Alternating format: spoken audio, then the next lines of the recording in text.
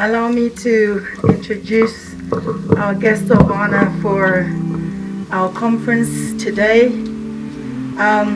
First of all, he's my brother. He's my young brother. And I'm really proud of all the work that he does and where he is at and what he's achieved thus far. Our honorable guest of honor is young, he's youthful, he's one of the twins in the Ministry of Agriculture, Water, Fisheries, Rural Development. We call them twins, honorable esteemed guests from Nigeria, because there are two in that ministry, two deputy ministers. Because it's such a large ministry, so His Excellency then said, no, let me have twins in that ministry. So one of the twins is white. Let me start as an introduction. Pambene kurima! Pambene kurima! Pasi lenzara! Magadini.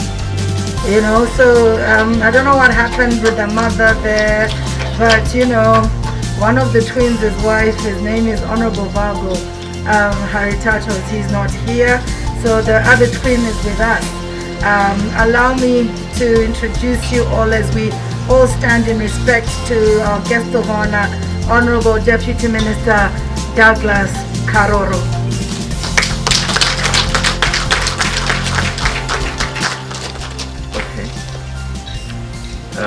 The Honorable Minister of State for Provincial Affairs and Devolution, Mashonaland and West Province, Honorable Mary Mliswa Chikoka, who happens to be my sister, my loving sister.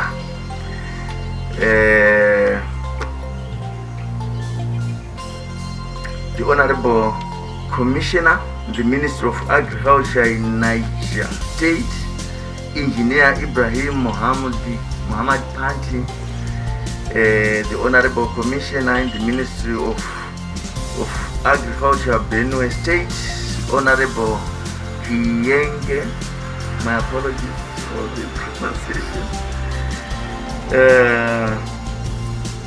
and the entire delegation from Nigeria. Secretary for Provincial Affairs and Devolution, Mashonaland and West Province, Mr. J. Jagi, Director Local Government and Public Works, Ms. C. Chitio, all government officials here present, our farmers, all invited guests. In the interest of time, let me say all protocols observed. When my other sister, Norma, was speaking, you know, I got so excited. I was so proud of my sister when she was talking about government of Zimbabwe empowering the women of Zimbabwe through the land reform exercise. That is Zimbabwe for you, and that is going to continue happening. Government empowering its people, government empowering the women, government empowering our youths. That is what the Second Republic stands for. I must say, as Zimbabweans, we are very, very proud to be the owners of our land. And there is nothing to be apologetic about it. It is our land, period. Our land, ladies and gentlemen, our land is our future.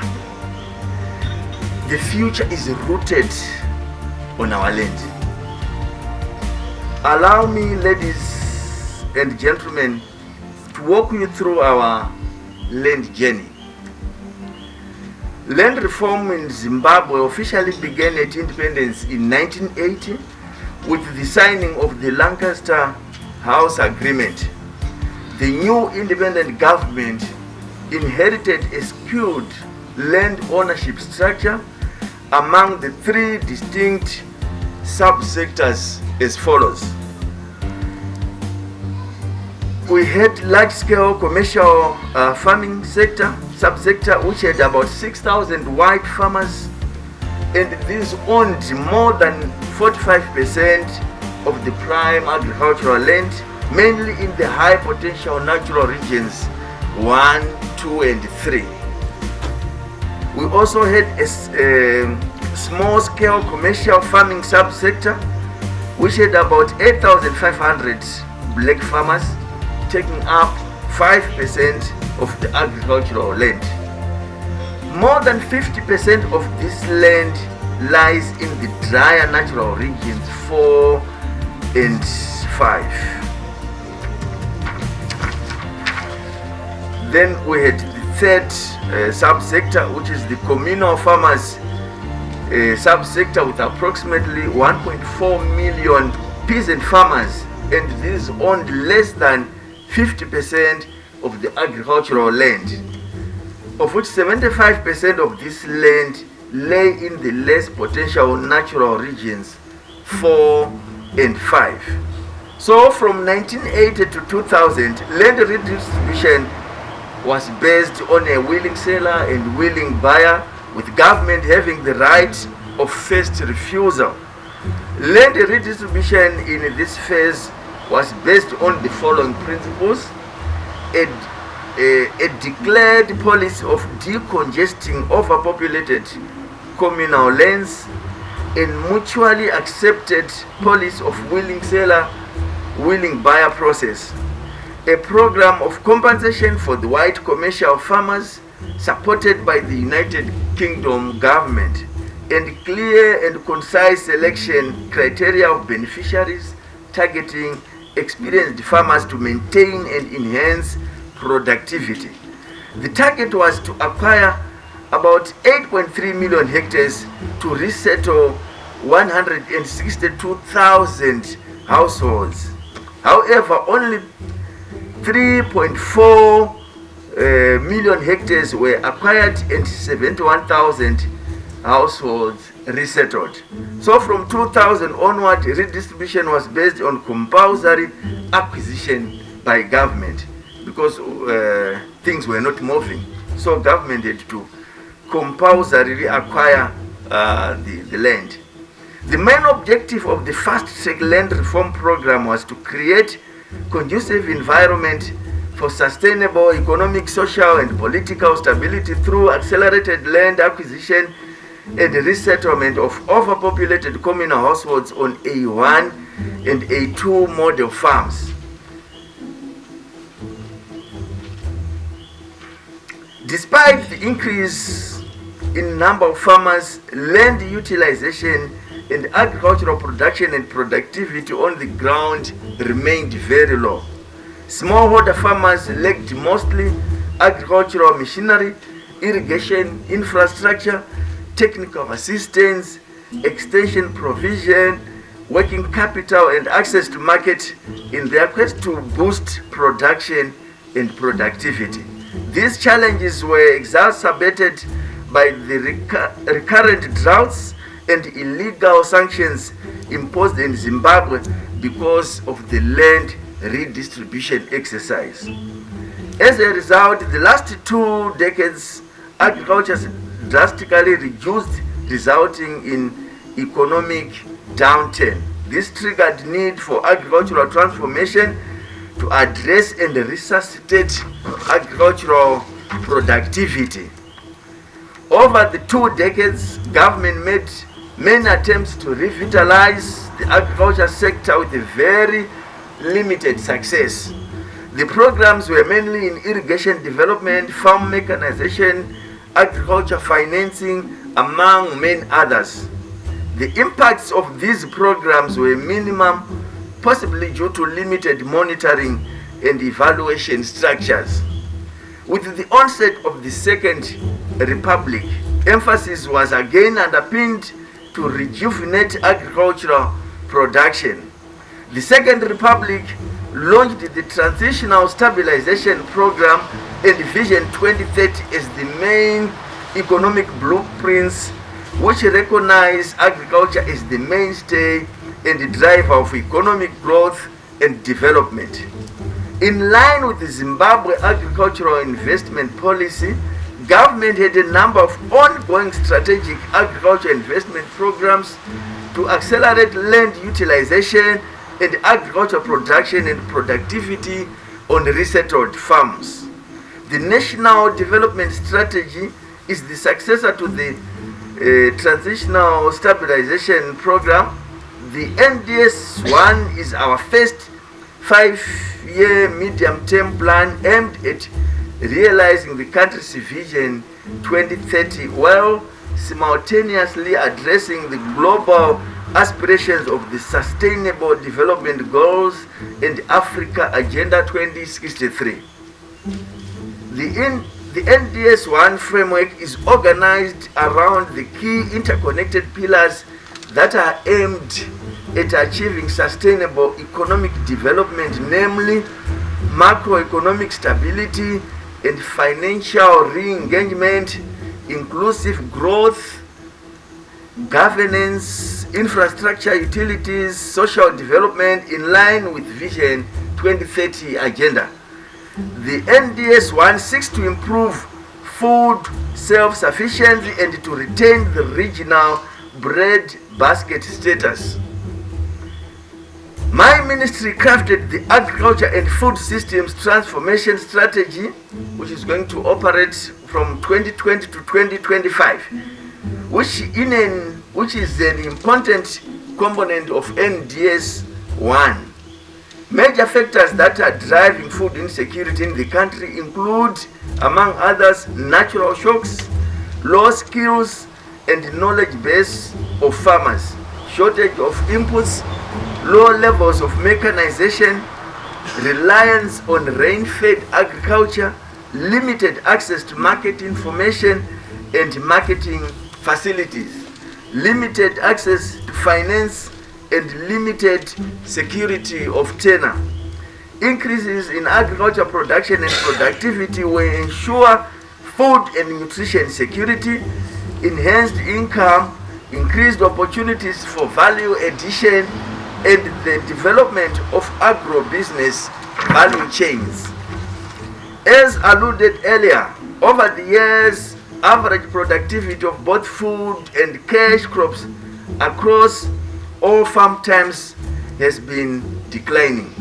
Maize yields declined from an average of 1.2 metric tons per hectare between the period 1990 to 1995 to an average of 0.7 metric tons per hectare between the period 2010 to 2016.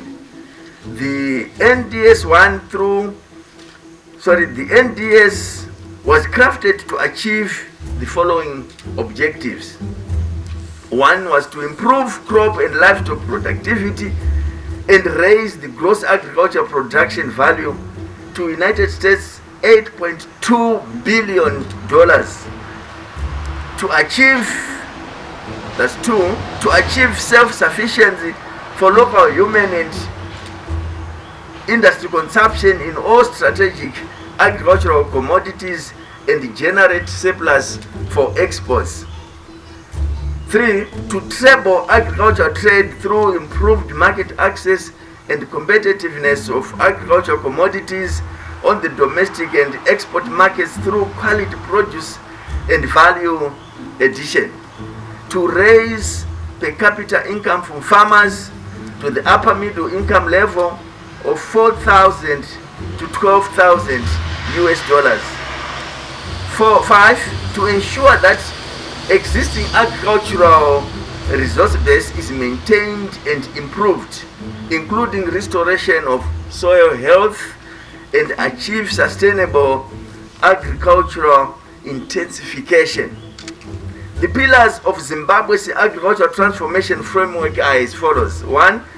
Enabling agricultural policy and regulatory environment environment to facilitate the flow of investment into the agriculture sector, which includes the new land policy to harmonize existing statutory and customary laws and policies and institutional mandates, enhance the commercial value of land and secure land rights and other tenure systems to guarantee secure investments on the farms. 2, to appropriate agricultural investment for productivity, food security and resilience guided by a national agriculture investment plan. 3, efficient agricultural knowledge, technology innovation system. And 4, agriculture sector coordination for responsive planning, implementation, monitoring, and evaluation. As a result of the agriculture and food transformation strategy, a number of programs have been made by the ministry to enhance the efforts of NDS1.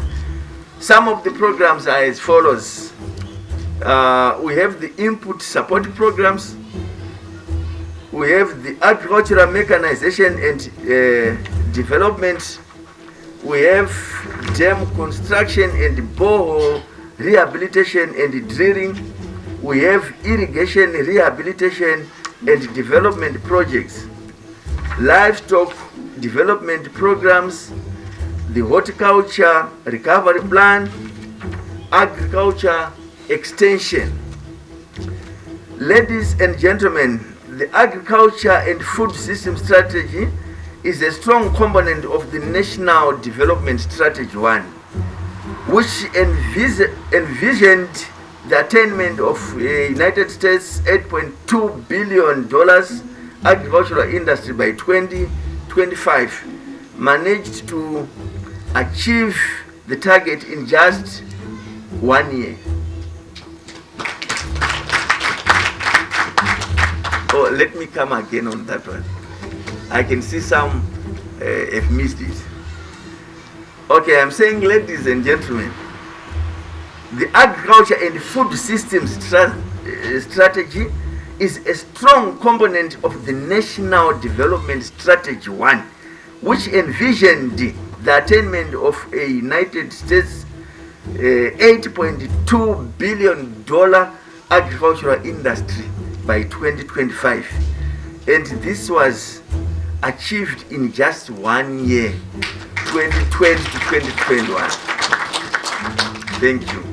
So the agricultural industry grew by 36.2%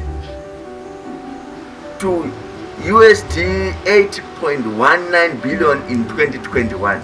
We plan to grow by a further 10% this year, and that is achievable, as you can see.